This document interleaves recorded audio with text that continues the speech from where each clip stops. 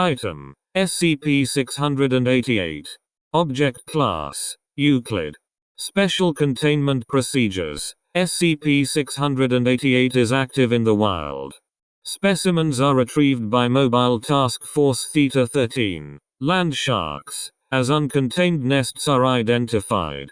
A nested SCP-688 should be retrieved in darkness, by agents provided with night vision equipment, and should be moved only by removal of the entire nest, including whatever physical structure is required to keep the nesting area enclosed and intact. The nest will be enclosed in an opaque light-proof container and be transferred and installed in the SCP-688 warehousing facility at site.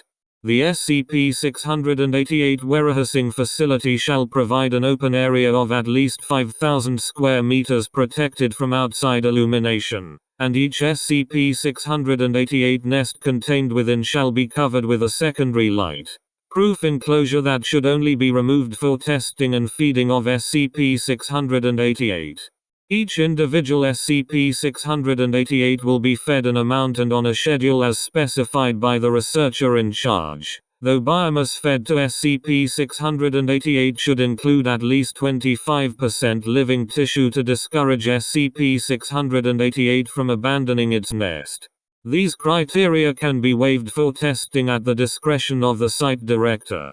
Description: SCP-688 is an animate, apparently living, entity that shares many gross morphological similarities with Ichthyomeson castaneus, chestnut lamprey. However, it differs in several key respects. SCP-688 has no external sensory organs, gills, or cloacal openings. SCP-688 is also much larger and varies considerably more in size, ranging from 10 cm to over 200 cm in length. SCP-688 is also found in a more varied habitat, and has been found as far south as redacted, and as far north as redacted, above ground, in burrows, as well as underwater. Unlike Ichthyomeson castaneus, SCP-688 is an ambush predator rather than a parasite. SCP-688 will inhabit a nesting site that conceals its body from the light and anchor its mouth to an external opening. While in the nesting site, SCP-688 does not move, and will consume all biological matter that enters the opening. These nesting sites can be naturally occurring or man-made, as long as there is limited light exposure and some minimal biological matter entering on a periodic basis.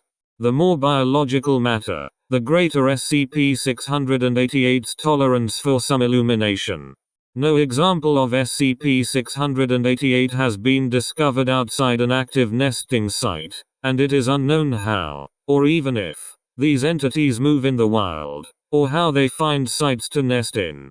To date, SCP-688 nests have been discovered in animal burrows, fissures in rock formations, hollow logs, drainage pipes, gutter downspouts, garbage disposals, shoes and other articles of clothing, inside the engine block of an abandoned book century, and inside, redacted.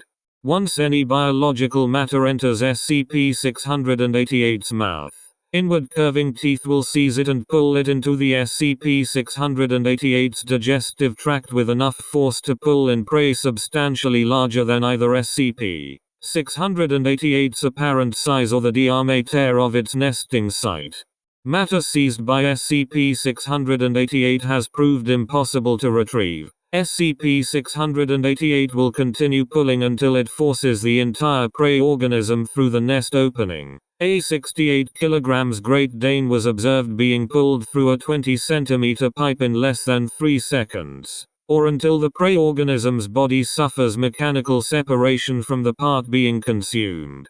During an experiment, one D-Class personnel placed her index finger into an infected light socket. In 1.8 seconds she lost her left arm to the elbow and suffered a degloving injury up to the shoulder, at which point her elbow joint separated and she fell back from the nesting site. SCP-688 is able to ingest an apparently unlimited amount of organic material without excreting, changing in size, or gaining any mass.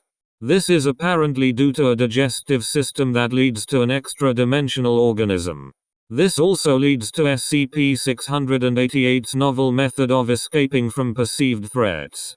If exposed to bright light, or if dislodged from its nesting site, its mouth will retreat inside, pulling SCP-688's outer skin after itself.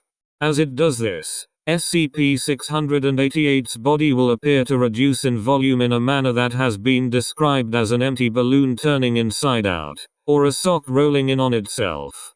This will continue until SCP-688 disappears completely. Such events under Foundation control are considered containment breaches and will be disciplined if not occurring as part of an approved experiment.